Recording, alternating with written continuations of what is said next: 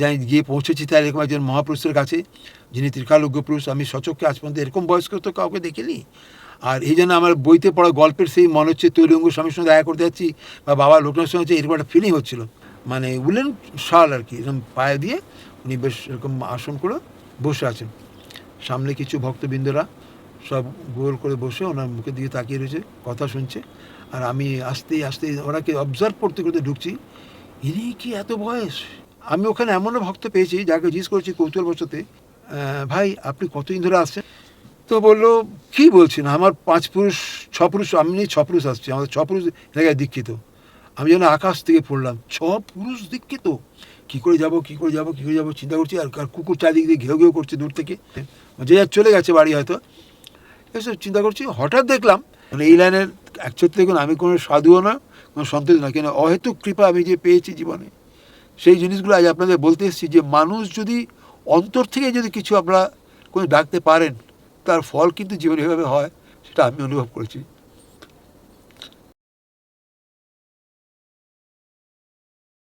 নমস্কার প্রিয় দর্শক, আমি চন্দন চক্রবর্তী, সাধক অলৌকিক রহস্য ইউটিউব চ্যানেলে আপনাদের স্বাগত জানাই।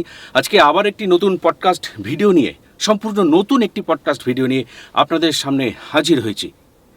আসলে আজকে যাকে নিয়ে আপনাদের সামনে আমি আলোচনা করতে চাইছি বা ঘটনা তুলে ধরতে চাইছি, তিনি হলেন ভারতবর্ষের অন্যতম প্রাচীন আধ্যাত্মিক পুরুষ বরফানি দাদাজি মহারাজ। বরফানি দাদাজি মহারাজের ওপর ইতিমধ্যে বেশ কটি ভিডিও আপনারা সাধক অলৌকিক রহস্য ইউটিউব চ্যানেলে দেখেছেন। প্রয়াত লেখক শ্রদ্ধেয় রঞ্জিত কুমার মজুমদারের বই থেকে ইতিমধ্যে বেশ কিছু ভিডিও আপনারা আমার এই চ্যানেলে উপস্থাপিত হতে দেখেছেন।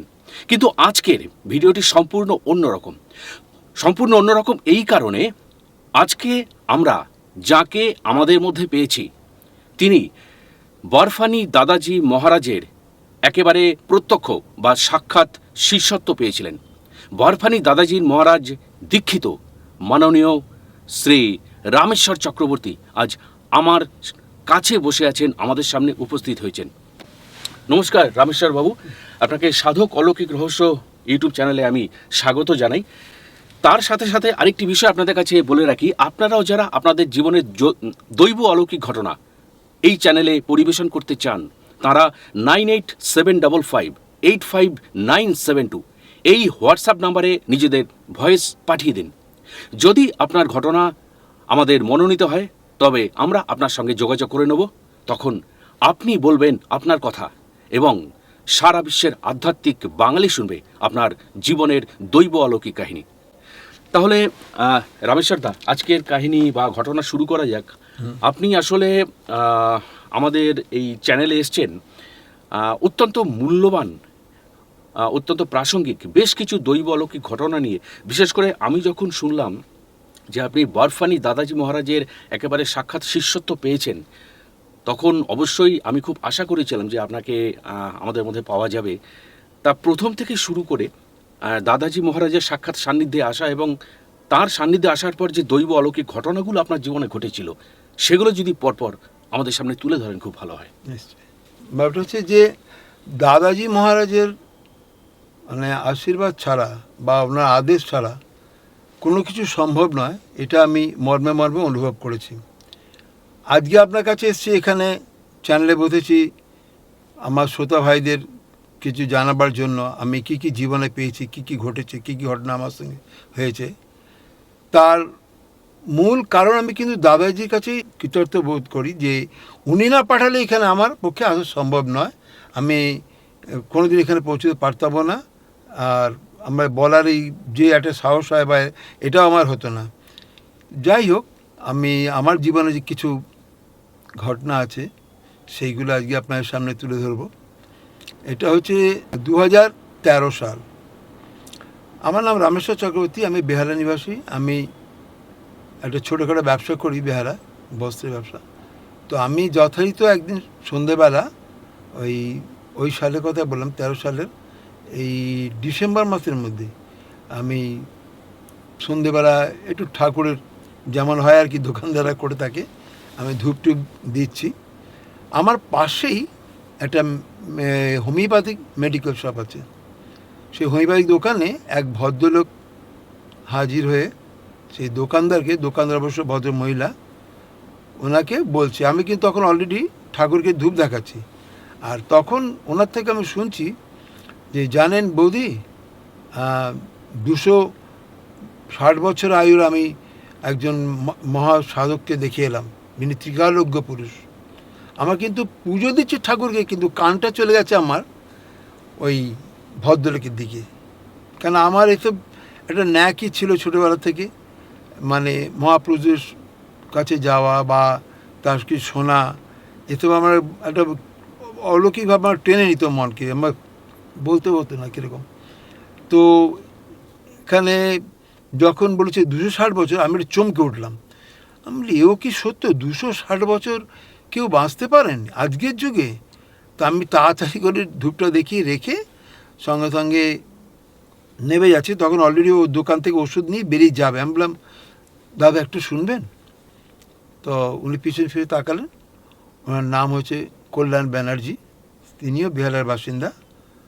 তো ওনাকে বললাম, আচ্ছা আপনি এইমাত্র যে আমার এই দিদিভাইকে বললেন, দোকানদারকে, যে আপনি খুব একজন বিশাল সাধু, মানে বিশাল বলতে গেলে কি ত্রিকালজ্ঞ যাকে বোঝায়, মানে খুব মানে বয়স্ক তেমন একজন সাধুকে দেখেছে, যেটা আমাদের কল্পনা অতীত।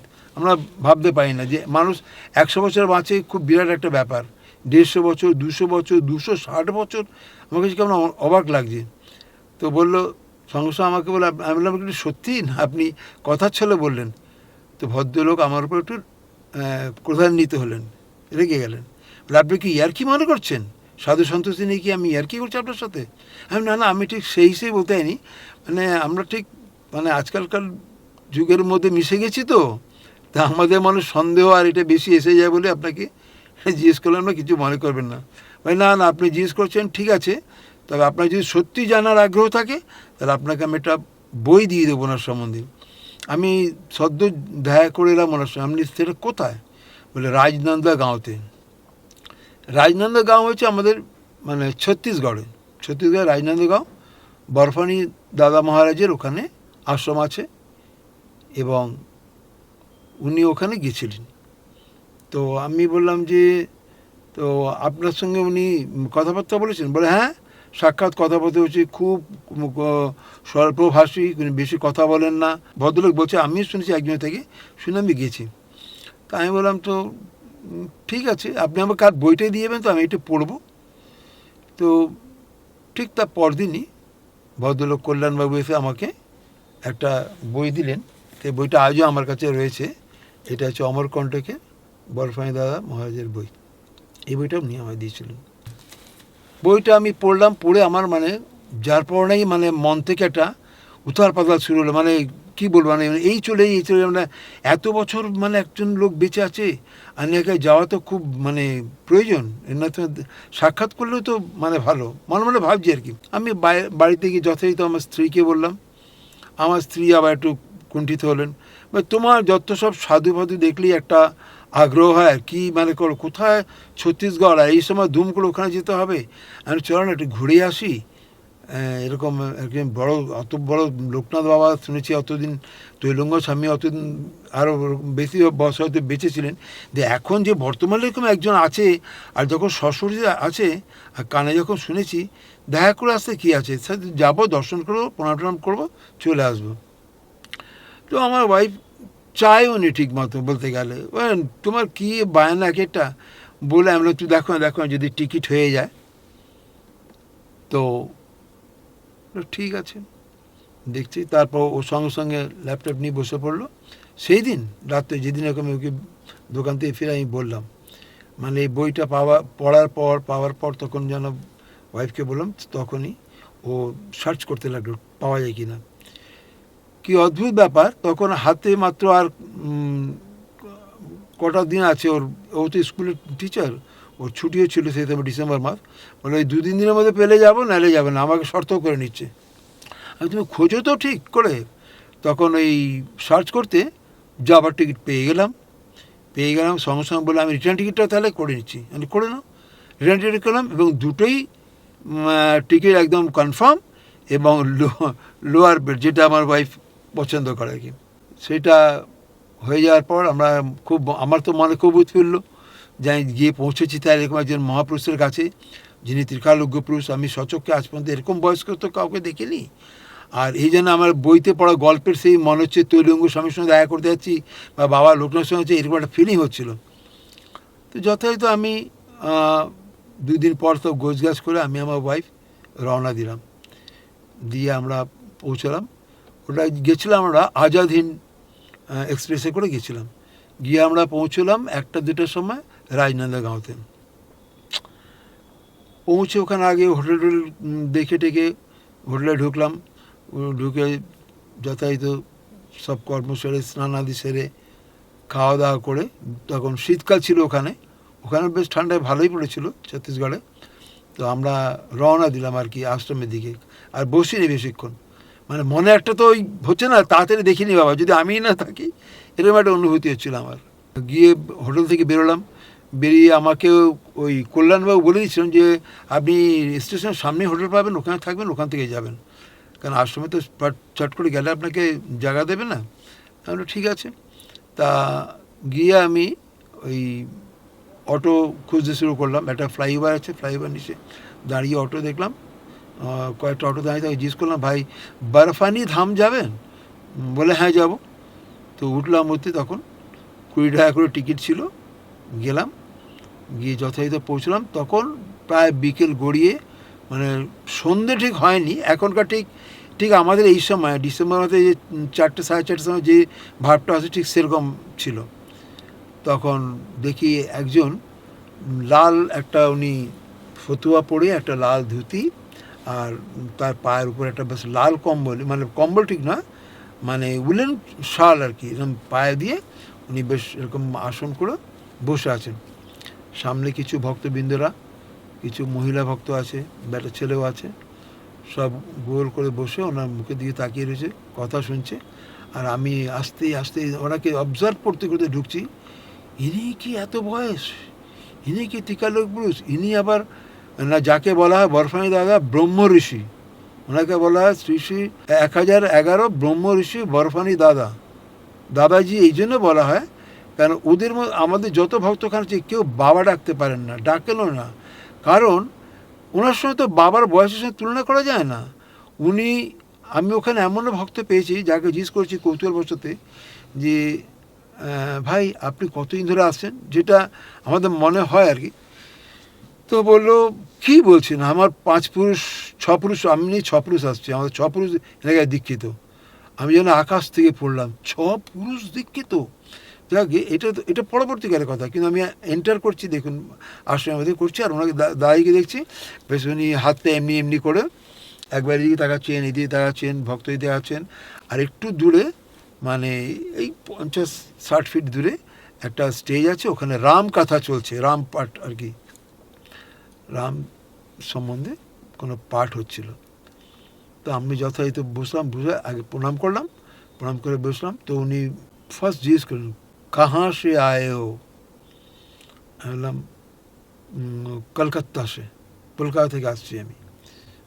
ও বাঙ্গাল সে, আচ্ছা ঠিক আছে, ব্যাঠো। বসে আছি, সবাইকে দেখছি আসছে, কেউ লজেন্স দিচ্ছেন ওনাকে। তারপর উনি গেলেই একটা চন্দনে ফোঁটা দেন সবাইকে, সেটা আমাদের কপালে যথাযথ আমাদেরও দিলেন। বসে আছি, হঠাৎ কিছুদিন পর দাদাজি নিজেই বলছেন যে যাও আবি নাস্তা করলো, সবাইকে বলছেন যাও এখন সন্ধ্যেবেলা একটু রিফ্রেশমেন্ট হও তোমরা, কিছু চা ফা হয় আশ্রমে, এইগুলো খাও। তার সঙ্গে পাকোড়া টাকোড়া ছিল প্রথম দিন আমরা যেদিন গেছি আর কি সেদিন। তো আমার ওয়াইফ তো অত ইয়ে না, আমি সেই বলে না হনুমান যেমন রামের দিকে তাকিয়ে যে একদৃষ্টে বসে থাকে, আমি অনেকটা ওরকম স্পেল বাউন্ডের মতো ওনার কাছে দিয়ে তাকিয়েই রয়েছি। আর মনে নানান কথা উঠছে, আমি ঠিক জায়গায় গেলাম, এরকম এই অবস্থা, এরকম ব্যাপার। আর মন্দিরটা বিশাল মন্দির কিন্তু। তো উনি বলেন যাও, যাকে চায় পিল।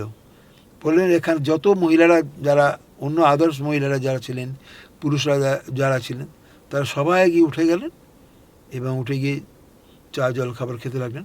সবাই ফাঁকা, শুধু আমিই বসে রয়েছি হাঁ করে তাকিয়ে। আর ঠিক উনি কীরমভাবে দেখছেন, আমি আপনাকে একটু দেখে ঠিক এরমভাবে এদিকে তাকাচ্ছে এদিকে তাকাচ্ছে, তাহলে আমার দিয়ে 1 সেকেন্ড তাকালো যেন ফটো তুলছে, মানে মানে ক্যামেরা যেন ঠিক হলো, এবার এই মানে ক্লিক করবেন একদম আপাত মস্ত আমাকে দেখলেন, দেখে আবার ওই তাকাচ্ছেন, আবার ওই থেকে মুখ ধরে ঘুরে আসছেন, আমার দিকে স্ট্রেট হয়ে যাচ্ছেন। আবার এই জিনিসটাই খুব বিলক্ষণ লক্ষ্য করেছি।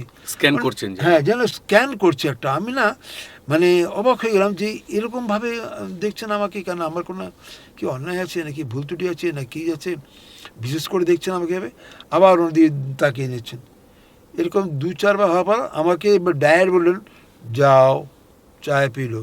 এবার আমি চা খাবার তো দূরের কথা, আমি যেন ওরকম দেখাতে একা পেয়ে আমি না পারছি কিছু জিজ্ঞেস করতে, না পারছি ওনাকে কি দিয়ে আমি কথা শুরু করবো ভাবতে, যে হাজার একটা প্রশ্ন তো মনের মধ্যে আসছে, কোনটা বলবো, যে আমার নিজের জাগতিক সম্বন্ধে কিছু বলবো, আমি কিছু বলতেই পারলাম না। মানে আমার সম্বন্ধে আমি কি করি, আমার কি কোনো উন্নতি চাই কি না, আমার জীবনে কিছু চাওয়া আকাঙ্ক্ষা আছে কি না, বলতেই হলো না। দেখে যাচ্ছেন। তারপর ওই সেকেন্ড টাইম বললেন যাও চায় পি খাও, যাও চা খেয়ে এসো। আমি যাইনি। থার্ড টাইম উনি একটু কড়কড় ভাষা, যাও চায় পি খাও। আমি তখন নিজেকে নিজে বললাম, রামেশ্বর এটা কিন্তু খুব ভুল হচ্ছে, বোধহয় এবার আমার বাড়াবাড়ি হয়ে যাচ্ছে, অন্যায় হচ্ছে। আমি তখন আবার ওনাকে জোড়াতে প্রণাম করে মাথা নিচু করে উঠে তাড়াতাড়ি চলে গেলাম। গিয়ে যথাযথ চা আর পকোড়া ছিল, গরম গরম পকোড়া দিচ্ছিল সবাইকে, আমিও নিলাম একটা প্লেটে, পেপার প্লেট ছিল, নিলাম, ওতে খেয়ে দিয়ে তাড়াতাড়ি করে হাতটা ধুয়ে আবার চলে এলাম। এতে আবার ওনাকে প্রণাম করে বসলাম, একদম ওনার ফ্রন্ট টু ফ্রন্ট, একদম মুখের সামনে এসে বসলাম ইচ্ছাকৃতভাবে। দেখি আমি সাহস করে কি বলতে পারি কি না, কিছুতেই মুখ ফুটছে না। আমি কি বলবো, আমি বলবো আপনি কি ভালো আছেন, জানেন আমি কতদিনের চিনি, তাও তো বলতে পারছি না।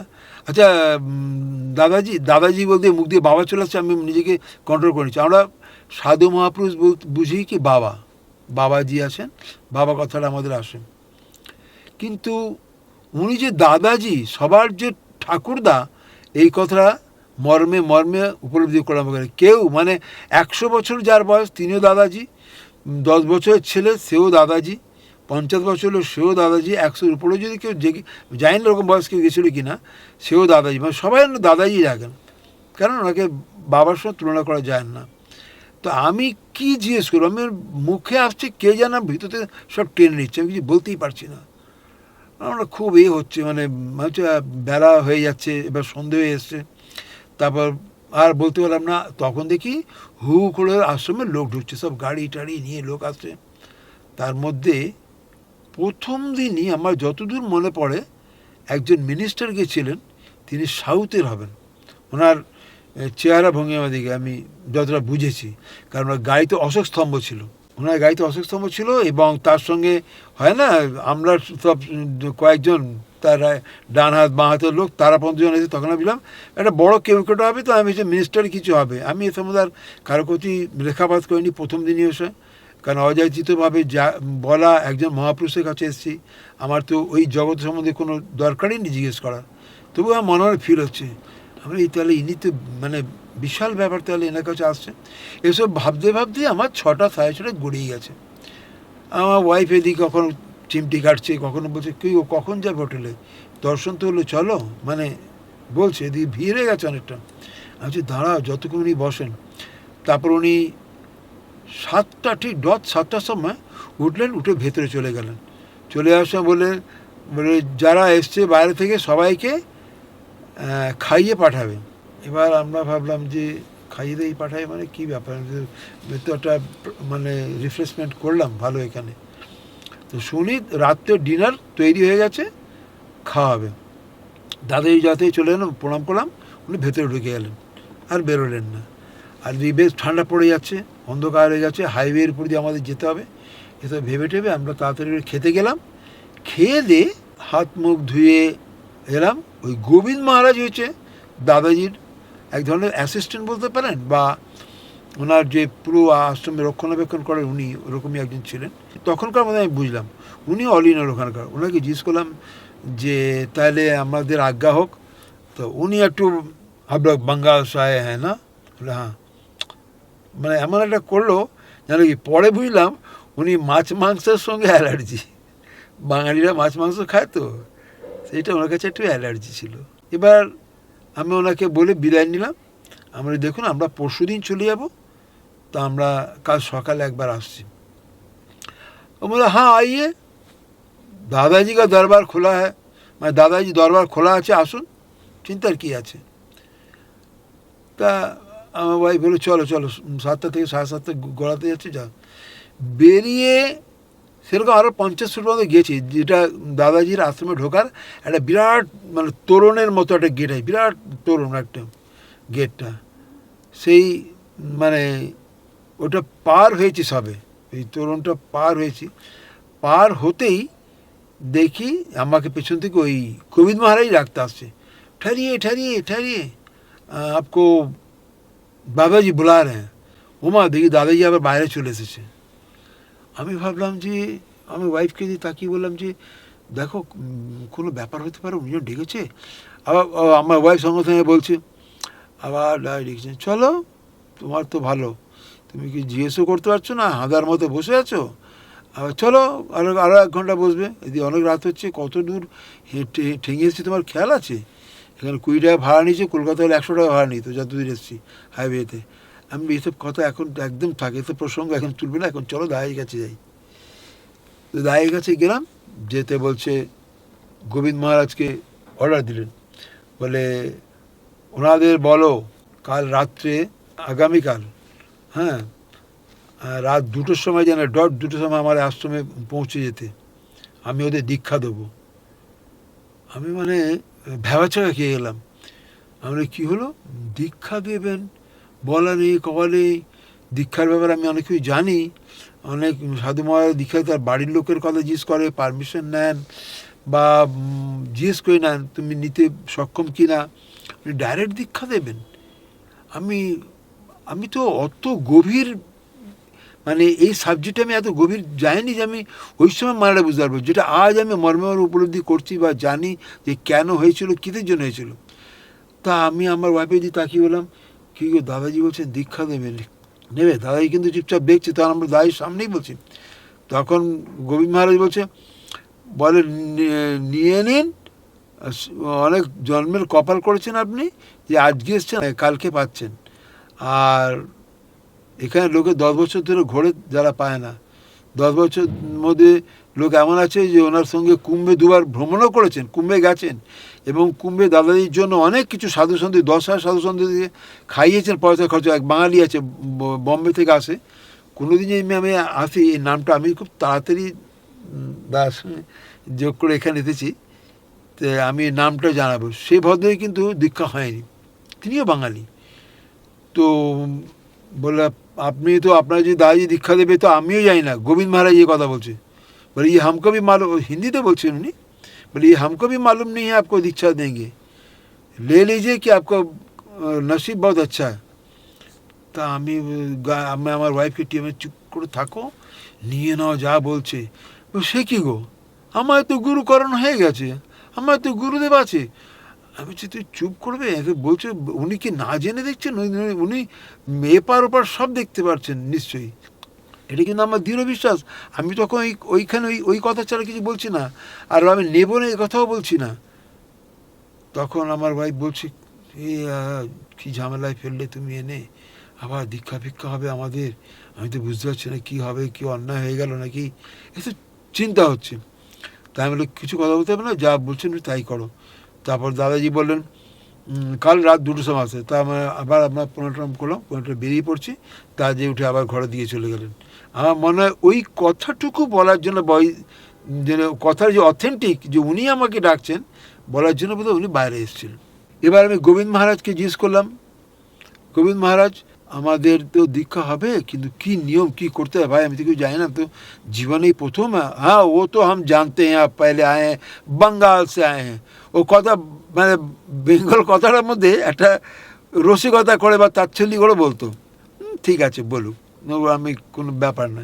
আমি अब तो बंगाल से आए हैं, अब जानिएगा कैसा, बंगाल से प्रचार नहीं है दादाजी का, कोई आता नहीं है, 2-5 है, ऐसा बात नहीं है, বলছে 5-6 জন আছে যারা বাঙাল থেকে আসে, কিন্তু বেঙ্গল থেকে খুব কমই শিষ্য আছে এখানে। তা আপনি এসেছেন, আপনারা পূর্বজন্মের কিছু কর্ম আছে, তাই আপনি এখানে পৌঁছতে পেরেছেন, উনি বলছেন। আমি আবার ওদের শুনে একটু হিপনোটাইজ যেমন হয়ে ওরকম হয়ে যাচ্ছি, কিন্তু আমার বউ একটু কড়াকড়ি, মানে নট চলন বলছে, দেখছি আবার এই কিসে ফাঁসলাম, এসে কে জানে বাবা কী হবে, সেটা দীক্ষা টিক্ষা তুমি না, আমি যাই না। তারপর আমি বললাম কী করতে হবে, তোমার বলে বলে করবার তো অনেক কিছু আছে, करने का तो बहुत कुछ है।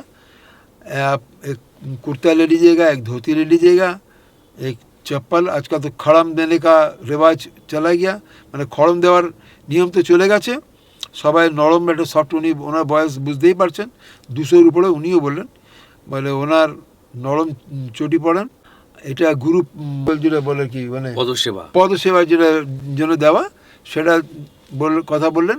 আর বললেন 5টা ফল, 5 রকম ফুল, 5 রকম ফুল না, ফল ফুল, 5টা সাদা মিষ্টি, আর পৈতে, হর্তকি, আরও কিছু বোধহয় বলেছেন, যাই হোক মনে নেই, এগুলো সব আমাকে আনতে বললেন।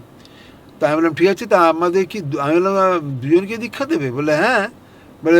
বলছে তোমরা দুজনে, তোমরা দুজনকে দীক্ষা দেবে না, স্বামী স্ত্রী দুজনে এসছো? আমি বললাম ও বাবা। তা আমি বললাম আচ্ছা তাহলে আমি একটাই যদি কিনে আনি, সব গুছিয়ে এরমভাবে একজনের মতো করে, তাতে আমাদের দীক্ষা হয়ে যেত। বলো তুমি খেলে তোমার বউয়ের খাওয়া হয়ে যায়? উনি আমাকে এইভাবে প্রশ্ন করলেন, গোবিন্দ মহারাজ। আমি একটু সত্যি স্তম্ভিত হয়ে গেলাম। এবার হ্যাঁ তা তো ঠিক নেই, তো ওরা হয় না, দুজনকেই খেতে হয়। বলে ওনাকে দীক্ষা দেবো, ওনারটা উনি দেবে, তোমারটা তুমি দেবে।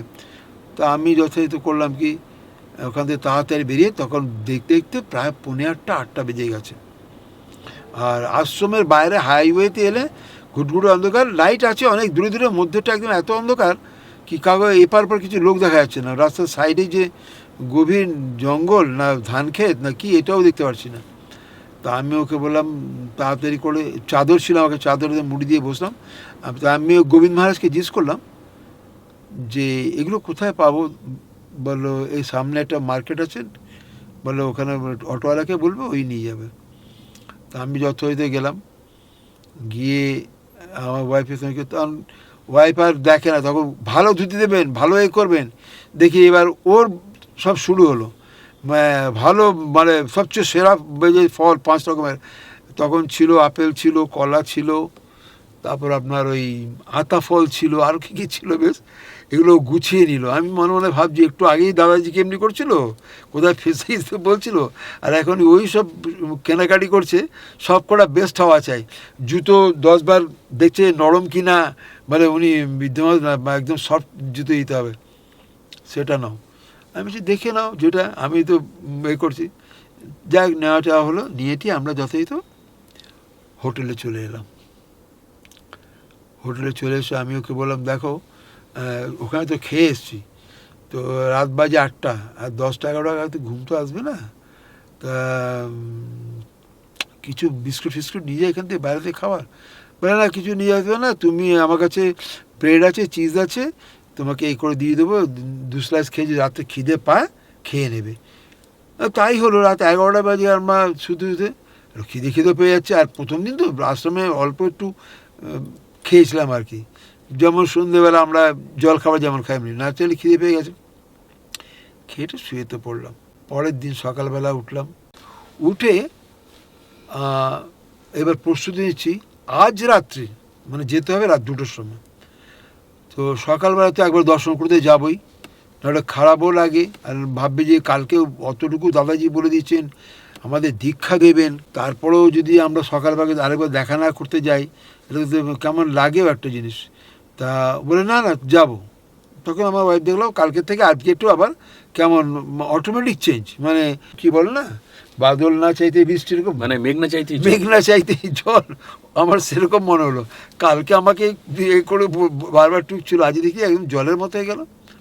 তো বললো যে না না নিশ্চয়ই যাবো চলো। তো আমরা সকালবেলা হোটেল ব্রেকফাস্ট করলাম, করে টরে তারপর জামা কাপড় পরে রওনা দিলাম, এখানে এলাম। আসতে দেখি দাদাজি আজকে আবার একদম নতুন রাজবেশে, কালকে খুব অর্ডিনারি কোনো কিছু পরে, আজকে দেখি মাথায় মুকুট পরে, তারপরে খুব সুন্দর একটা ড্রেস পরে বসে আছেন, আর আশ্রমে প্রচুরটা লোক ঢুকছে। আমি ঠিক বুঝতে পারছি না যে ব্যাপারটা কী হচ্ছে। দাদাজি আমরা যখন ঢুকে তখন লেফট হ্যান্ড সাইডে একটা বিরাট লন টাইপের, ওখানে দাদাজি বসে আছেন, চৌকি রয়েছে, তার পাশে একটা বেশ বড় সুন্দর চেয়ার রয়েছে, তার মধ্যে কখনো বসে আছেন, কখনো আবার এখানেও বসেন। তো আর ঠিক তার উল্টো দিকে একটা বিশাল মন্দির আছে, মানে আপনার দৈর্ঘ্য চড়া আপনার বলে বলতে আপনার এখানে আমার মাপার কিছু নেই, তাও আমার মনে হয় প্রায় 200 ফিট লম্বা আর 50 ফিট কি 100 ফিট চড়া, এরকম নিয়ে শুধু এই স্ট্রাকচারটা হচ্ছে শিবের পিনাক মতো। আমরা যে শিবের মাথায় জল দিই না, ওম নম শিবায় বলে যে যেমন জল দিই আমাদের ঘরে ঘরে যে শিব পুজো হয়, একদম ওই ছাঁচের একটা মন্দির, তার মধ্যে 3 স্টোরিড, কিন্তু 3 তলা। দাদাজির মানে 3 তলা একটা মন্দির, ওটা মা ভৈরবীর মন্দির আছে, হনুমানজিরও আছে, আবার ওই শিবেরও আছে, দাদু শিবলিঙ্গের মন্দির আছে। তো দেখছি সব লোক ঢুকছে, তখন আমি কানা করে জিজ্ঞেস করলাম, ভাই আজকে স্পেশাল কি পুজো?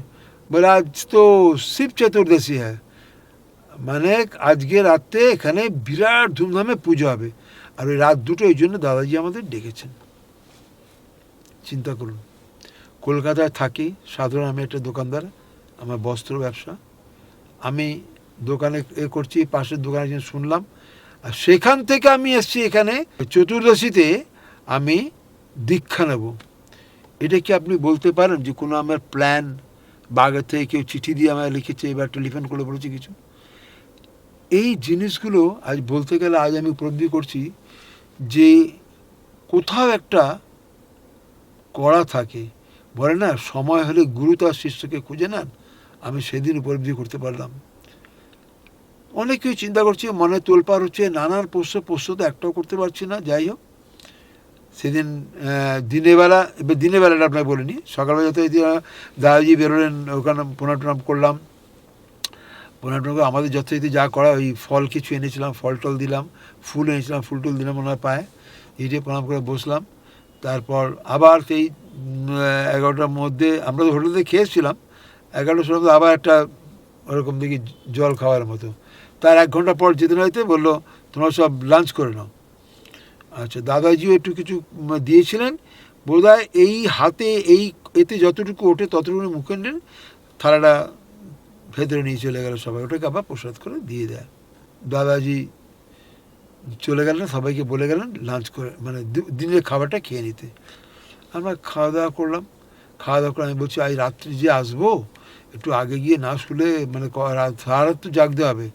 গতকাল এসছি, স্টেশনে নেবে এখানে এসছি, তারপর অত রাত অব্দি জেগেছি, রাত 11 অব্দি ঘুমিয়েছি, আবার সকালে চলেছি, মানে রেস্ট একটু কম হচ্ছে, কিন্তু তাতে কষ্ট হচ্ছে না, কিন্তু ভাবছি যদি ঘুমিয়ে না পড়ি আমার এটা ভয় লাগছিল যে আমাকে আমার রাত করে যেতে হবে। তা কী করবো না, মোবাইলে অ্যালার্ম দিয়ে দিলাম যাতে আমার না আসে।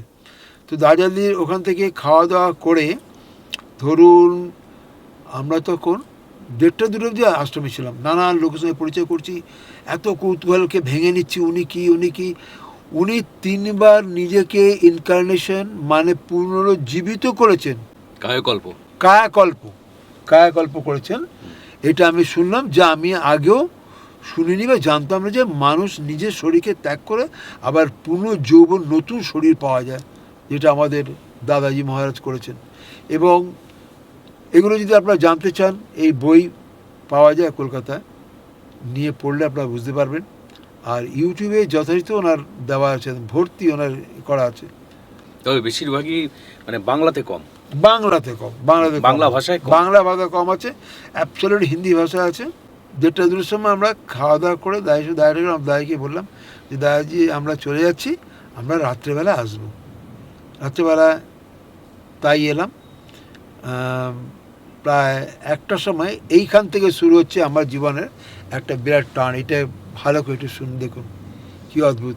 এই টিকিট পাওয়া, দাদাজিকে সে ধরা, দাদাজি একদিনে আমাদের দেওয়া, কোনোটাই কিন্তু স্বাভাবিক হচ্ছে না, সব কিন্তু কাকতালীয়, মানে পূর্ব রচনা করেছিল, এটা শুধু রূপ নিচ্ছে এখন মাত্র। চিন্তা করুন, শুধু রূপ নিচ্ছে। এবার রাত্রেবেলা 12টার মধ্যে আমরা অ্যালার্ম দিয়ে রেখেছিলাম, যদিও ঘুমে থেকে যায় 12টার মধ্যে ঘুম ভেঙে যায়, 2টার সময় আসবো, 2 ঘন্টা আগে উঠে গেছি, তার আগে উঠে শীতকাল দিন গিজারে জল টল গরম করে হোটেলে চান টান করলাম, করে যথাযথ জামা কাপড় পরলাম, সব ঠিকঠাক করে। ও সেদিন সন্ধেবেলা মিষ্টি কিনে রেখেছিলাম, মিষ্টিটা কারেন্ট কিনলাম, টাটকা মিষ্টি যাতে হয়, বাকি তো আগের দিন কিনে নিয়েছিলাম ওই দীক্ষা নেবার সামগ্রীগুলো, ওইগুলো নিয়ে দুজনে বেশ সুন্দর করে সাজিয়ে ফেলোপিন পেপার দিয়ে একটা পাতলা ঝুড়ি মতো হয় না প্লেটের মতো, ওরকম সাজিয়ে টাজিয়ে নিয়ে দুজনে বেরোলাম। যখন বেরিয়েছি তখন এই হার্ডলি 1:30 বাজতে চললো কি 1:20 এরকম হবে। বেরিয়েই দেখছি রাস্তায় 2-4টে কুকুর ছাড়া কোনো মানুষ নেই। হাইওয়ে তো, মানে হোটেল থেকে বেরিয়ে 50 ফিট গেলেই আমাদের হাইওয়ে পড়ছে, ওখান দিয়ে বাসও যায় দিনের বেলা, অল্প যায়, মানে অটোই মেন জীবন বলতে গেলে ওখানে।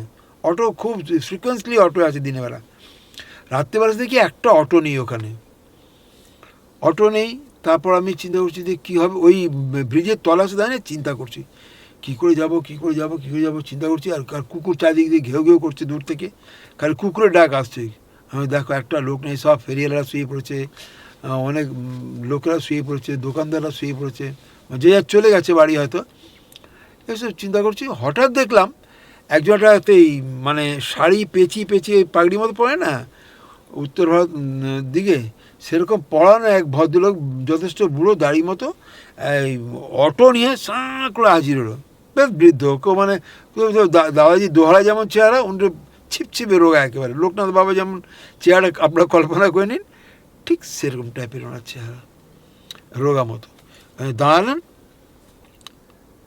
দাঁড়িয়ে বললেন যে, দাঁড়িয়ে রয়েছেন, কিছু বলছে না, ঠক ঠক ঠক ঠক ওর এতে আওয়াজ হচ্ছে সাইলেন্সার পাইপে। আমরা সামনে একটু এগেলাম, আমি হিন্দিতে বললাম যে দাদা আমাদের একটু বড়ফানি ধামে পৌঁছে দেবেন, বড়ফানি ধাম যাবে? বলে হ্যাঁ যাবো। তো আমি জানি অত রাত, আমাদের কলকাতার যা নিয়ম আমরা সেটাই ভাবছি ওখানে। আমি কত করে দিতে হবে আপনাকে? বলে 20 রুপিয়া, মানে 20 টাকা পার হেড, দুজনে 40 টাকা। আমি যখন আমার ওয়াইফে, আমি কি দিনের বেলা ওই জনসমাগম 20 টাকা করে রাত্র, হ্যাঁ অবাক হলাম। চলো ওঠো। তখন আমি বুঝতে পারছি না কী হচ্ছে ঘটনাটা। উনি যথাযথ গেলেন, গিয়ে একদম ধামের কাছে পৌঁছে দিলেন। তাড়াতাড়ি করে গিয়ে তখন গিজ করছে লোক, মানে ঢুকেছে। আমরা পৌঁছলাম দাদাজির ওখানে, পৌঁছতে সাইডে জিনিসগুলো রেখে ওকে প্রণাম করলাম। তো গোবিন্দ মহারাজকে বললাম যে গোবিন্দ মহারাজ আমরা তো এগুলো নিয়ে এসছি, কোথায় রাখবো? তখন উনি একটা সামনে বড় টেবিল ছিলেন, ওখানে রেখে দিন। বলে ওনারা যখন আদেশ হবে তখনই খুলবেন, তখন সব দেবেন, তখনই যাওয়া হবে। তারপর দেখি দাদাজি যেখানে বসতেন, মানে আশ্রমে ঢুকতে গিয়ে লেফট হ্যান্ড সাইডে যে জায়গাটা বলছিলাম, ওখান থেকে উঠে ওই যে মেন বড় ওনার যে মন্দিরটা, যে 3তলা যে মন্দির, ভেতর থেকে ওটা ইন্টারনাল সিঁড়ি, কিন্তু বাইরে দিয়ে দেখলে, বাইরে দিয়ে পুরো মানুষেরা শিবলিঙ্গ বের হয়েছে, মানে দাঁড় করানো আছে বিশাল, মানে এইভাবে করে দেখতে হবে শিবলিঙ্গটাকে, এত উঁচু। মানে এমনি হাইট দেখতে গেলে প্রায় 8-9 তলা বিল্ডিং ছাড়িয়ে যাবে এরকম দ্য হাইট। কারণ দাদাজির এই সামনে বাড়িটাই হচ্ছে 3 স্টোরি, সেইটাই ছাড়িয়ে আরও উঁচু, অনেকটা উঁচু। তা ওখানে দাদাজি চলে যাচ্ছেন। তা এবার আমরা জিজ্ঞেস করলাম ওনাকে যে আমরা কী করবো? বলে আপনার এগুলো নিয়ে দাদাজি যেখানে বসেছে ওর পাশে গিয়ে আপনারা বসুন। তো ওখানেও সব লোক, আর এবার দেখুন আমরা একদম নতুন গেছি, আমাদের মধ্যে একটু সংকোচ থাকবে, অনেককে টপকে যেতে পারছি না, অনেক ভিআইপি লোক আসছে, অনেক বড় বড় লোক আসছে, দেখলে বোঝা যাচ্ছে তাদের চাল চলন আচরণ ভূষা, তাদের ফ্যামিলি স্ট্যাটাস, মানে মানে কী হারের যে ওনার ভক্ত আছে না দেখলে বোঝা যায় না। আমরা ওগুলো দেখছি আর নিজেকে আমরা ভাবছি আমরা তো প্রথমে আমরা কী করবো আর কী বা করতে পারি আমরা এখানে। ওখানে রেখে বসেছি। এবার সময় তো গড়েই যাচ্ছে, কখন 3টে 3:30 বেজে হয়ে যায় না, 4টে যখন বাজে তখন দাদাজি হঠাৎ খুব ধীরস্থির হয়ে গেল একদম, কোনো কথা। আর তার আগে সবাইকে এটা বলছেন ওটা বলছেন, কথা কিছুক্ষণ জন্য একদম পিন, তার মানে আমি হাঁ করে দেখছি যে ওনার কী গতিবিধিটা কী, দেখি উনি যেন ওখানে নেই। মানে কি বলবো, কাপড় তো নড়ে না, কোনো একটা যদি এই তুলো ফেলাই, তুলোটা বোধহয় নড়বে না, মনে হয় যেন শূন্য বোধহয় ঝুলতে থাকবে তুলোটা, মানে এতটা সাউন্ডলেস জায়গা হয়ে গেছে ওটা। উনি চুপচাপ রয়েছেন। কিছুক্ষণ পর হ্যাঁ এরকম করে যেন ঘুম ভাঙলেন ওনার, আমি ওগুলো লক্ষ্য করে যাচ্ছি, কিন্তু এগুলো আমার ওয়াইফের অতটা নেই, আমি কিন্তু লক্ষ্য করে যাচ্ছি এগুলো। এরকম ভাঙলেন, ভাঙার পর তারপর সেদিন আরও অনেকের হয়েছে, আরও আমাদের মধ্যে 3-4 জন বোধহয় আরও হয়েছে দীক্ষা। তো আমাদেরকে তারা গুজরাট থেকে এসেছিলো, তাদেরকে দিল। তো আমাকে ফার্স্টে আমাদের ডাকলো দুজনকে, যথারীতি গেলাম, জিনিসগুলো এক এক করে অ্যাকসেপ্ট করলেন, প্রণামী সহ সব কিছু দিলাম, জিনিসপত্রগুলো পৈতি টৈতি সব দেওয়া হলো। তো উনি আমাকে ফার্স্ট আমাকে আর আমার ওয়াইফকে, এখনও আছে, আমি একটু দেখিয়ে নিয়ে পড়ে আছি ওনার দেওয়া, এই জিনিসটা উনি আমার দিয়েছেন। মানে এটা যে আমার, মানে কি বলবো, বর্মা বলতে পারেন একটা। মানে এটা দিয়ে আমি কি পেয়েছি, এগুলো কোনো দিন যদি আবার আসে তাহলে আপনাদের জানাবো। উনি এটা পড়ে দিলেন আমাকে, ওকে পড়ে দিলেন, পড়ে দিয়ে তারপর কতগুলো নাম দিলেন, 3টে মন্ত্র ছিল, উনি নিজে লিখে বললেন যে এটা করবে। তা আমি 3টে দেবী, আমরা এতগুলো মন্ত্র বাবা কী মনে মুখ দিয়ে বেরিয়েছে, কী করে পারবো। তখন বলছে কি, ডাকলেন, ডাকে কানে সামনে বললেন কি যে এতগুলো না, এটা কানে কানে বলে দিলেন, এখন এটা আপনি কর্ণকুহরে মন্ত্র দেওয়া বলুন, চাই পেপার দিয়ে বলুন, আমি যেটা পেয়েছি সেটাই আপনাকে বলছি। এবং ওরা আমাকে ওনার দীক্ষা বলে উল্লেখ করেছে যে আপকো দীক্ষা মিল যা রहा তো দীক্ষা লে লিজিए, সবকো মিলতা নেই है। সেই আমার নেওয়া। ঠিক আমার ওয়াইফকেও তাই কানের কাছে সে বললো কি, ওকে দিয়েছে 3টে, আমায় দিয়েছে একটা মন্ত্র। তোমরা দুজনে দুরকমভাবে করবে, সকাল বিকেল এটাই করবে। আর কোনো কিছু রেস্ট্রিকশন খাওয়া দাওয়ার উনি কোনোদিন বলেননি, আমাদেরও তেমনি বলেননি। তারপর যথারীতি নিয়ে আবার ওনাকে প্রণাম করলাম, প্রণাম করেছে যথারীতি বসলাম, বসে টোকে এদিকে তো ওই মন্দিরের মধ্যে হোম যজ্ঞ এটা সেটা সব কিছু হয়ে যাচ্ছে, চণ্ডীপাঠ ও সব কিছু হচ্ছে, মানে একেবারে শিবের স্রোত হচ্ছে, একদিন এটা হচ্ছে, এরমভাবে জনে জনে সব করে যাচ্ছে ওগুলো। তো আমরা উঠে যে দাদাকে ছেড়ে যে দেখতে যাবো সেটাও মন চাইছে না, যে না উনি যতক্ষণ বোধ হচ্ছে ওনার কাছে থাকি। আস্তে আস্তে আস্তে আস্তে ভোর হয়ে আসছে, 4টে থেকে 5টা, 5টে 6টা, এবার দিনের আলো ফুটতে শুরু করেছে। তখন দাদাজি আবার ওই সেইভাবে চোখে দেখা, একবার দিয়ে ঘুরছে, একবার করে আমাদের তাকে 60 সেকেন্ড হতো, মানে কি 30 সেকেন্ড দেখলো, দেখে ডেকে আবার দেখছে, আবার তাকাচ্ছে, আবার দেখছে, আবার আমি দেখলো, বুঝলাম না যে মানেটা কি। প্রথম দিন যেরকমভাবে দেখেছিলেন, দেখে দেখার পর তারপর এক ভদ্রলোক এসছেন, তিনি জুয়েলারি ব্যবসা করেন, সেই কিছু আর্টিফিশিয়াল মানে পাথর নিয়ে এসছেন, মানে সব মূল্যবান রত্ন না, যেমন চন্দ্র বলতে যা আর্টিফিশিয়াল কিছু পড়া যায় সেইগুলো ও দাদাজিকে দিয়েছেন। দাদাজি ওগুলো নিয়ে এমনি খেলার মাধ্যমে করছেন, কিন্তু এর আগে বহু বছর দাদাজি ওগুলো নিয়ে একজনকে দেয়, আর সেটা তারা পরম ধন বলে ঘরের না নিজের বুকের কাছে আটকে রাখেন। ওটা তাদের বলুন জীবনে ফাঁড়া ও অনেক কিছু শুনছি, আমি এগুলো শুনছি, আমি বলছি এও হয় তাহলে। তা দেখি ওরকম একজন নিয়েছে, আর দাদাই না ওইটুকুলো নিয়ে গাড়ির পাথরগুলো নিয়ে এমনি করছে, এমনি করছে, আর সবাই কৌতূহল আজকে কে পাবে, আজকে পাবে। ঠিক মিনিট 3-4 কমনি করলেন, করার পর এক্স্যাক্ট যা আপনার দেখাচ্ছি এইভাবে 3বার করলেন, আমাকে, আমার ওয়াইফকে। আর বাকি যারা সে তারাও একটু স্টার্ন হলো, কি ব্যাপার, বাঙালি, একে আমরা বাঙালি, আমাদের এমনি দোষ। মনে মনে ভাবছি এটা দাদাজির কাছে কিচ্ছু না, দাদাজি এসবের অনেক ঊর্ধ্বে, উনি সাক্ষাৎ কি বলবো, সুখদেব বলুন বা ভগবান বলুন বা ঋষি বলুন, সেই পর্যায়ের উনি। তো ওনার ওখান থেকে ওকে ওর মতো দিল, আমাকে আমার মতো দিল।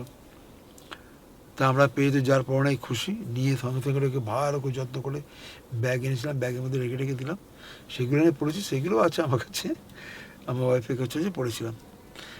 এরকম করে তারপর দিন আমরা সেদিন হলো, তো তারপরের দিন আমাদের টিকিট ছিল। আচ্ছা, সেদিন সকালবেলা বললো আজকেও খেয়ে দেবে যে এখান থেকে। তো আমরা প্রথমে সকালে ব্রেকফাস্ট, তারপর দুপুরে লাঞ্চ করে চলে গেলাম। চলে সেদিন আবার বিকেলবেলা দেখা করলাম, করে বললাম যে দাঁড়িয়ে কালকে ওই 10টা-11টা বোধহয় ট্রেন আছে, তাহলে হয়তো আসতে পারবো না, আমাদেরকে আদেশ করুন, আমি চলে যাচ্ছি কলকাতা, আবার দেখা হবে আপনার সঙ্গে, আবার আপনার আসবো। ঠিক আছে যাও, আর वो जो दिया है ठीक से करना, वो जो दिया है ঠিক সে কার না, ওই যে তোমাকে যা জিনিস দিয়েছি সেটা ঠিক করে করবে, মানে নেগলিজেন্সি করো না, এটা কিন্তু উল্লেখ করে দিলেন। আমরা কলকাতা চলে এলাম, বাস হয়ে গেল ওই অবধি।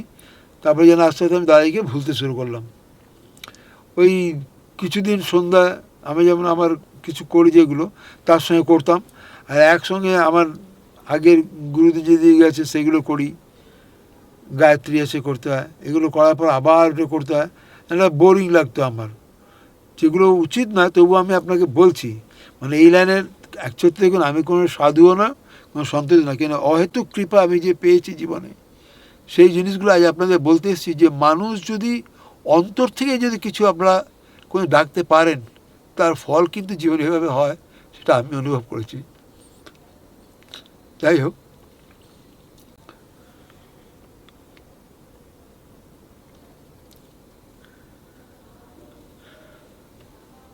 এতে ভুলে গেছি যথারীতি দিন চলে যাচ্ছে। 13 সাল, 14 সাল, 15 সাল, 16 সাল হয়ে গেল। তখন আমার অনেকদিন ধরে একটা তলপেটে পেন ছিল, অনেক ধরে, মানে দাঁড়িয়ে যখন যেতাম তখনও বোধহয় ছিল ওটা। আমি বাড়িতে কিছু বলতাম না, সাধারণ ওই আমার একটু হোমিওপ্যাথি শ্যুট করার পরে ওষুধ দিয়ে আমি খেতাম, খেয়ে এগুলো সারাতাম। তো একটা রাত্রের কথা, সেটা ছিল 17 সালের এন্ডে, ওটা 17 সালের এন্ডে, হ্যাঁ 17 সালের এন্ডে একদিন হঠাৎ আমার খুব ব্লিডিং হচ্ছে ইউরিন দিয়ে। ওয়াইফ শুয়ে রয়েছে, আমি আস্তে করে রাত্রে উঠে যখন বাথরুমে গেছি, বাথরুমে তখন প্রচণ্ড আমার ব্লিডিং হচ্ছে, মানে এত ডিং যেন যেন পাটলে যেন গল রক্ত হচ্ছে। আমি ভয়েতে আঁতকে উঠেছি, আমি এই ভগবান, এ কী হলো আমার, এ কী রোগ হয়ে গেল। তারপর তোলপাড় করছি মনে মনে, যে যে এ আমার কি হলো, এরকম রোগ আনতাম। তারপর কোনো রকমে যতক্ষণ ইউরিন আছে তো রক্ত বেরিয়ে যাচ্ছে, তারপর তো ইউরিন বন্ধ হয়েছে আর রক্ত তার সময় যাচ্ছে না। আমি সেটা চিন্তা নিয়েছি না, আর শুতে পারছি না, আমি বসে পড়েছি ভোর রাত্রের দিকে, এটা বুঝলি। তখন ওয়াইফ, মানে আমার স্ত্রী যখন উঠলো, তাকে আমি বললাম, জানো আমার না হঠাৎ না এরকম একটা ব্যাপার হয়েছে। বলে কি, রক্ত বেরিয়েছে, তুমি আগে বলো তো আমাকে তো কিছু। তো আমি বলছি, দেখো আমি তো জানি না, আমি বুঝবো কী করে, আমার তো একটা পেটে পেন ছিল, আমাকে ডাক্তার এই ওষুধগুলো দিতে আমি খেতাম, কিন্তু হঠাৎ আমার এরকমভাবে রক্ত বেরিয়েছে খুব। মানে সর্বনাশ। তখন ও করলো কি, ওর এক বন্ধু ছিল ডক্টর অঞ্জন দত্ত বলে, সে অবশ্য ইএনটি ডক্টর, তাকে, কাকে বলে, একজন তো কাউকে হেল্প নেওয়ার জন্য বলতেই হবে।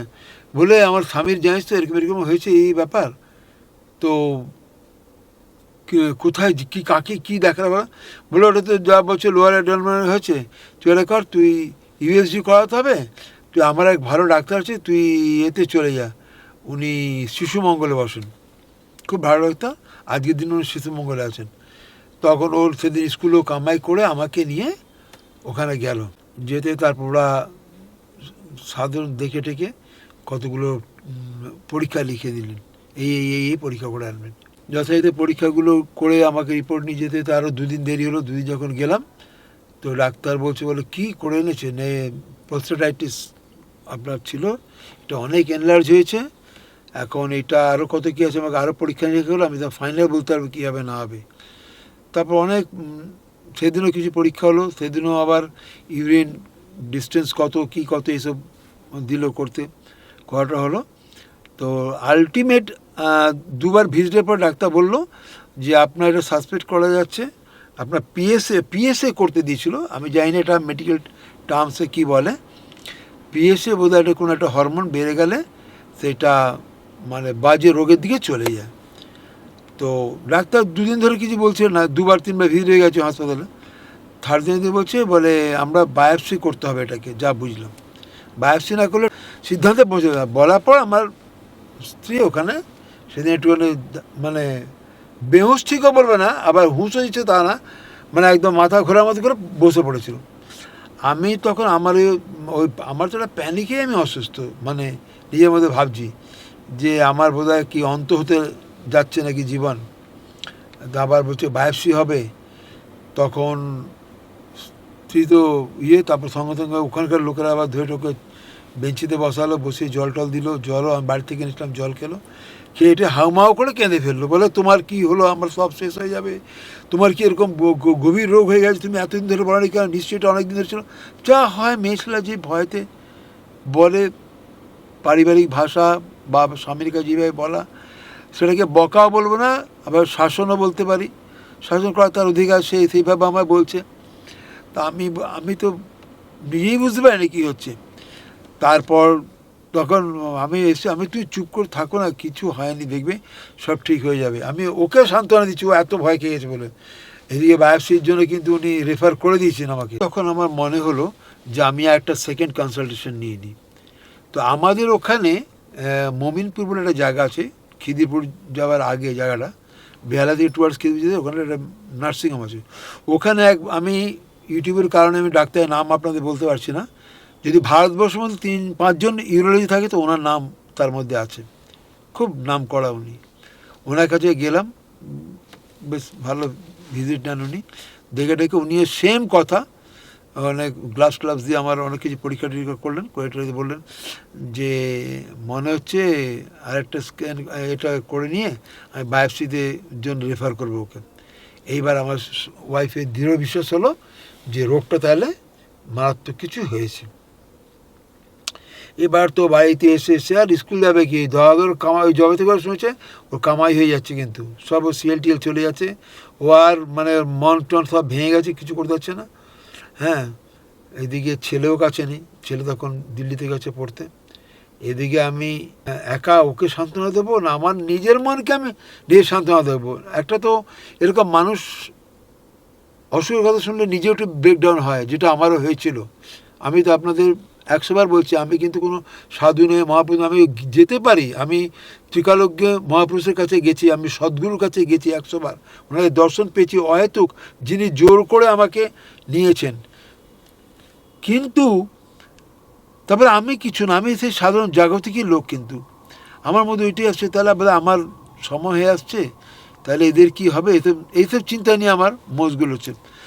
আমার ওয়াইফের মাথা থেকে বলে এই সময় দাদাজি একমাত্র ঠিক করতে, দাদাজিই বলতে পারি, তিনি তো ওর মনে পড়ে গেল। দেখুন ওইদিকে কিন্তু 13 সালে আমরা করে এসেছি, 5 বছর না 4 বছর হলো, মানে 17 সাল অবধি যায়নি কিন্তু। আর নামটা ওই ওনার করা তো দূরের কথা, মানে ওটা ছেলে খেলার মতো করতাম, মানে আমার খুব অন্যায় হয়েছে জীবনে। এইভাবে আমার অথবা মহৎ পুরুষের জীবন পেয়ে আমার কথা আজকে আমি অপকার শুনছি, হাজার হাজার ভক্তরা দেখবে, আপনাদের মতো দর্শকরা দেখছে, তো তার কাছে আমি অপকার স্বীকার করছি, আমার জীবনে কী কী অন্যায় আমি করেছি। তো গুরুর থেকে মন্ত্র নেওয়ার পর না নেওয়া, এটা একটা মহাপাপ, এবং তার পরিপ্রেক্ষিতে কী হচ্ছে না হচ্ছে এটা আমি বুঝতে পারিনি। এবার কী করে আমাদের একটা ফোন নাম্বার ছিল আশ্রমের, মানে ওই মহারাজের না, আরও একজনের ছিল, দাদাজি তো নম্বর নেওয়া যায় না, কেউ দেয় না, একমাত্র খুব 2-1 VIP লোক ছাড়া তাদের কাছে থাকে না। এবার ফোন করছে, প্রতিবার ফোন করছে, না না এখন কথা হবে না, আমেরিকা থেকে কিছু লোক এসছে, তারা নিয়ে দাদাজি খুব ব্যস্ত, তারা দায়ের সঙ্গে বসে করছে, ভিডিও হচ্ছে, হ্যান ত্যান, এখন একদম কথা বলতে হবে না, আপনি কিছুদিন পরে করুন। কিছুদিন পরে যদি ডাক্তার ডেট দিয়ে দিচ্ছে, অমুক দিন এতে পরীক্ষা হবে, তারপরে বায়োপসির জন্য পাঠাবে আমাকে। তা আমি, এবং সে রিপোর্টও আমার কাছে আছে, সব পেপার আমার কাছে আছে, যদি কারো মনে হয় কোনো দিন জানতে চান তাহলে আমি আপনাদের দেখাতে পারি ব্যক্তিগতভাবে, নয়তো এমনি এখানে দেখানো যায় না। তো দাদাজিকে যাবো, ওখানে থেকে কোনো রেসপন্স আসছে না শুনে আরও ভেঙে পড়েছে আর কি। তখন হাউমাগের কেঁদে মেয়ে ছেলে যা হয় বলছে একটাই কথা, যে আমার সব শেষ, আমার সব এরকম করে কাঁদছে। আমি তখন ওকে কাছে ফলস সান্ত্বনা, কিচ্ছু হবে না, তুমি চুপ করো তো, কিছু তখন করলাম কি, আমি এই রঞ্জিত কুমার মজুমদারকে ফোন করলাম, এই লেখককে, এই বইয়ের জন্য লেখক, ওনাকে ফোন করলাম। উনি রাজবিহারী ওখানে সাইডে থাকেন, ওনার নাম্বারটা আমি পেয়েছিলাম, আমার কাছে সযত্নে ছিল। আমি সেই ফোন করে ওনাকে জিজ্ঞেস করলাম যে দাদা আমার এই ঘটনা এরকমভাবে, আমি দাদাজির কাছে যেতে আমি অলরেডি গেছি এবং দীক্ষাও নেই, আমার একদিনই দীক্ষা হয়েছে ওখানে, তারপর থেকে আমি যাইনি, তো 5 বছর আমি আশ্রমে যেতে পারিনি। আমি যদি কলকাতা থেকে কেউ এমন কেউ আছে জানাশোনা যে যায়, মানে সচরাচর যে থাকে তার একটু অ্যাড্রেস দিতে পারবেন? বলে হ্যাঁ, একজন আছেন। তিনি হলেন আমাদের অঞ্জনাদি, ব্যান্ডেলে থাকেন। উনি একজন রিটায়ার্ড স্কুল টিচার এবং একনিষ্ঠ দাদাজির ভক্ত। আমার আগে থেকে উনি 2000 হয়তো 4-5 থেকে উনি যাতায়াত করছেন বেঙ্গল থেকে। তা আমি ওই ওনার থেকে নিয়ে, আমার ওয়াইফ তো ওকে নিয়ে বলছে, হাতে পায়ে জোর জোর প্রণাম করে বলছে যে দিদি আমি এরকম ব্যাপার বলছি, আমার হাজব্যান্ডের এরকম অবস্থা, ওর একটা অসুখ হয়েছে, ওর দায়ের সঙ্গে দেখা করতে হবে, তুমি একটু নিয়ে যেতে পারো? বলছে হ্যাঁ নিয়ে আমি তো যাচ্ছি, ওই পরশু দিনই যাচ্ছি আমি, যে যেতে যে আমার সঙ্গে যেতে পারেন। বলছে ঠিক আছে, তাহলে আমি টিকিট করে দিচ্ছি। আর ঠিক টিকিটও হলো, আবার রিটার্ন টিকিটও হলো, ওনার সঙ্গেই হলো। ওনার ডেট বলে দিচ্ছিলাম অমুক তারিখে আসছি, আমাদের কম্পার্টমেন্টটা আলাদা হলো, কিন্তু রিটার্ন টিকিটটা হলো ওনার সঙ্গে। এইগুলোই কিন্তু কেউ যদি বলে মিরাকেল কি, আমার এখন বুঝতে পারছি এইগুলো বোধহয় মিরাকেল ছিল। তো যাই হোক, এবার আমার যাওয়া তো শুরু হলো ওনার সঙ্গে। গিয়ে যথাযথ পৌঁছলাম। পৌঁছে একদিন রাত্রিবেলা আমরা আমরা সেইবারে ওই আশ্রমেই ছিলাম। সুবিধা হলো, নিচের তলা থেকে গিয়ে উপরে শুধু গিয়ে থাকতে হবে। খাওয়া দাওয়া করছে, দাদাজির কাছে আসছি, দাদাজিও দেখছি সেদিন এক্সট্রা টাইম দিচ্ছেন, টুক করে ঢুকে দিয়ে পারছেন, ঢুকছে না। তখন রাত 10 সাড়ে 10টার পর অনেক লোক, লোকাল লোক যারা আসে গ্রাম থেকে, তা সব খালি হতে লাগলো। তুই একজন, তখন যে যা পার্সোনাল কথা বলছে। তো অঞ্জনা দিও বললো তার পাশে, তারপর আমিও বলতে বলতে আমার কান্না ভেঙে পড়ে হাওয়া করে, যে দাদাজি আমি অপারেশন করতে চাই না, ডাক্তার আমাকে অপারেশন করতে হচ্ছে, এবং আমার পিএসএ অনেক হাই, যেটা আপনাকে এর আগে আমি একটু উল্লেখ করছি। পিএসএ ব্লাডের মধ্যে এমন একটা টার্মস, মানে ওটা হলো, আমি জানি না ওটাকে কী কার্সোজেনিক বলে না কীভাবে, যাই হোক, ওটা হলে কিন্তু ক্যান্সারের লক্ষণ, মোদ্দা কথা। তো সেই পিএসও হাই হয়ে যাওয়া, তো ডাক্তাররা চিন্তিত ছিল। তো বলছিল ঠিক আছে আপনার তাহলে দাদাজিকে বলাতে, দাদাজি যখন বলে ঠিক আছে একটা কাজ করো, তুমি তো কবে যাবে? মানে পরশু দিন যাচ্ছি। কালকে যখন বিকেলবেলা এখান থেকে উঠবে, তখন তুমি আমার কাছ থেকে বলবে, মনে করো আমি তোমাকে একটা জিনিস দিয়ে দেবো, সেটা তুমি খাবে ওখানে গিয়ে, আমি সব নিয়ম টিয়ম বলে দেবো। তারপর দিন তাই আমরা করলাম। সেদিকে আমাদের তো দায়ের সঙ্গে অতটুকু কথা টথা বলে সারাদিন উপর নিচে করে, মোটামুটি দায়ের সঙ্গে কাটি সারাটা দিন, খুব আনন্দে কাটলো। এবং রাত্রে চলে গেলাম নিজের বেডরুমে, মানে হল ঘর, ওখানে অনেকে আছে, যা এক এক মানে মতো আর কি বেড রয়েছে, একটা হল ঘরে 5-6 জন করে থাকার ব্যবস্থা। তা আমরাও ছিলাম। তো থেকে তারপর দিন সকালবেলা দেখা করলাম। উনি আমাকে এরকম একটা ডাব্বার মধ্যে ওই মানে হোমের যে ইয়ে হয় আর কি, বিভূতি, ওরকম একটা সাদা ধবধবে বিভূতি উনি আমাকে দিলেন। আমি ভেবেছি কোনো জড়িবুটি ওষুধ দেবে বোধহয় কিছু, উনি দিলেন। বললে কি এটাকে নেবে, নিয়ে 1 চিমটে মতো নেবে, 1 কাপ দুধ নেবে, 2 সময় করে খাবে, সব ঠিক হয়ে যাবে, কিচ্ছু হবে না, সব ঠিক হয়ে যাবে। তখন কিন্তু অলরেডি কলকাতার ডাক্তার আমার কিছু ওষুধ চলছে, এবং আমি এদেরই দুরকম খুব মানে মাইনর ব্লাড ড্রপ হতো। হ্যাঁ, এবার ওনার ওষুধটা, তারপর যথাযথ ওষুধটা নিয়ে চলে এলাম কলকাতা। ওষুধটা খেতে শুরু করছি, করতে করতে 1 মাস পুরো গেল ওষুধটা খেয়ে। 1 মাস পর আমি নিজে ঠিক করেছিলাম যে 1 মাস পরেই আমি আরেকবার পরীক্ষা করবো। আমি কিন্তু আর হসপিটালে কিন্তু ডাক্তার ফিরে যাইনি, কিন্তু তখন মনে এত জোর। তারপর এই ডাক্তারকে, পার্সোনাল যে ডাক্তারকে দেখেছিলাম, যেটা বললাম এশিয়ার 5 জনের মধ্যে একজন অত বড় ডাক্তার, তার কাছেও আমি কিন্তু ফিরে গেলাম না। মানে এবার পরবর্তীকালে গেলে হয়তো আমাকে মানে কথা শুনতে হতো। তো তা সত্ত্বেও আমি যে নির্ভরযোগ করেছি, যা হবে দাদাজি দেখা যাবে, যা করো দাদাজি। আমার এবার মনে মনে জোরে থেকে গেছে, কিন্তু ওয়াইফ বলছে না ওটাও করো এটাও করো, না দাদাজি যখন কথা বলছে ওটা করি।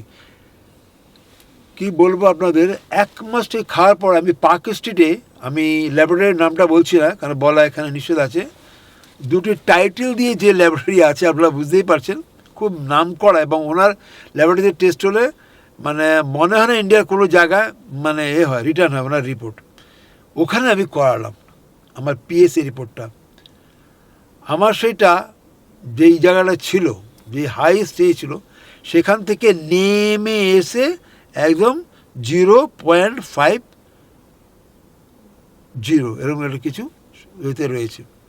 যদি আমি মেডিকেল টার্মসের কাগজ দেখাতে পারবো না বলে আনিনি, আমার কাছে এখনও রয়েছে সযত্নে। তো ওটা দেখে আবার রেখে দিয়ে দিন অ্যাবসলিউট নর্মাল, এতে কোনো কার্সোজেনিক মানে এই ধরনের কিছু নেই। আমি না, বিশ্বাস করবেন না, লাফিয়ে উঠে বোধহয় 4 ফুট 3 ফুট মতো লাফিয়ে উঠেছিলাম আমি ওইখানে রাতে। হঠাৎ কিছু লোক ওখানে, অনেক পেশেন্ট, অনেক লোকেরা যাচ্ছে রিপোর্টে, তারা দেখে পাগল ভাবলো না কী ভাবলো না, হাসপাতালে কী আমি দেখতে গেলাম না।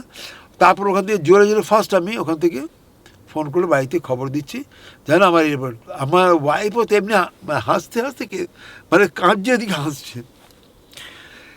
এটা মানে মুক্তি যাকে বলে। দাদাজি না হলে হয়তো আমার এই জীবনে আগে আমি থাকতাম না।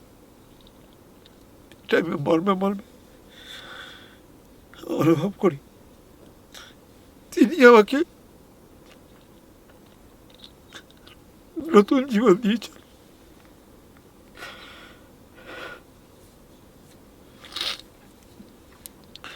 তারপর চললো, পরের দিনই আমি টিকিট করে দাদাজির কাছে চলে গেলাম। দাদাজি বলল, দাদাজি আমার কমে গেছে। তো হোনাই হ্যাঁ করে বললেন। তারপর খুব খুশি, খুব আনন্দ। তারপর থেকে আমার একটা রেগুলার যাওয়া, রেগুলার বলতে গেলে কি ওই প্রত্যেক মাসে না, মাসে 2 মাস অন্তর করে দাদাজির সান্নিধ্যে যেতে লাগলাম। এবার আজ সঙ্গে উৎসবে যোগ দিচ্ছি, এটা করছি, আনন্দ করছি, লোকের সঙ্গে কথা বলছি, অনেক জিনিস জানতে পারলাম দাদাজির সম্বন্ধে। সেই জায়গায় যে আমি গিয়ে পৌঁছবো, আমাকে এই জায়গায় যে কে পৌঁছে দিলেন, গুরু কি খুঁজে আমায় নিয়ে গেলেন? আমি তো খুঁজিনি, আমি তো দীক্ষা চাইনি, আমি তো বলিনি যে আমাকে এরকম দীক্ষা দিন, বা আমি দোকান থেকে বেরিয়ে কোনো পাহাড় পর্বতে গিয়ে এরকম একটা মহাপুরুষ, যার মানে সহচর মানে ওনার সাধন মার্গের যে ওনার গুরুদেবের যে শিষ্য, ওই ফেটটি পড়ে যে সাই বাবা, শিরডি সাই বাবা, উনি আর দাদাই কিন্তু এক গুরু শিষ্য, নয় গুরু ভাই। তো সেই, তবে উনি কবে দেহ রেখেছেন শুনুন, আর দাদাজি কবে দেহ রাখলো, এই 1919 সালে দেহ, 2019 সালে, 100 বছর আগে উনি দেহ রেখেছেন। তাহলে কতটা ফারাক মানে এর মধ্যে। আর দাদাজির নাম কেন বরফানি দাদাজি, উনি 40 বছর ধরে হিমালয়ের পাদদেশে, মানে গভীর মানে বরফের জায়গার মধ্যে, বরফের তলায় 40 বছর ধরে সাধনা করেছিলেন। আর ওনাকে ওখান থেকে নিয়ে এসেছেন মহাবতার বাবাজি। সেগুলো মানে প্রচুর, আমরা আশ্রমে গেলেই বইতে দেখতে পারবেন এবং লোকমুখে শুনতে পারবেন, এটা বাস্তবতার ঘটনা। এই করতে করতে আজ আমার ধরুন 17 শেষের দিকে, 18 থেকে ধরুন, 18 জানুয়ারি থেকে ধরুন, 18 জানুয়ারি থেকে এইসব ঘটনাগুলো আমার ঘটে যাচ্ছে, ডাক্তারের ট্রিটমেন্ট এটা সেটা। তারপর তো আর আমি জীবনে ডাক্তারের মুখে হয়নি। আজ হয়ে গেল 2025 সাল অবধি আমি এই ধরাধামে ওনার আশীর্বাদেই রয়েছি। উনি আমাকে এই ধরাধামে এখনও রেখে গেছেন। আজ নেই, খুব কষ্ট হয়, তবে এখন নিষ্ঠা করে নাম জপ করি ওনার। কিন্তু থাকলে মনে একটা হয় না, সশরীরে একটা দেখা। আমার তো সে অতীন্দ্রিয় শক্তি হয়নি যে চোখ বুঝিয়ে ওনাকে একদম অবস্থায় দেখবো বা চোখ খুলে দেখতে পারবো না, আমার সামনে দাঁড়িয়েছে, সেই জায়গায় দিতে পারিনি। কিন্তু সেই অনুভূতির জন্য আজ আমি এখনও ওনার যা যা নিয়ম বলে গেছেন তারপর থেকে তাই করি। আর প্রত্যেক বছর আমাদের রাজস্থানে যে আশ্রম আছে সেখানে যাই।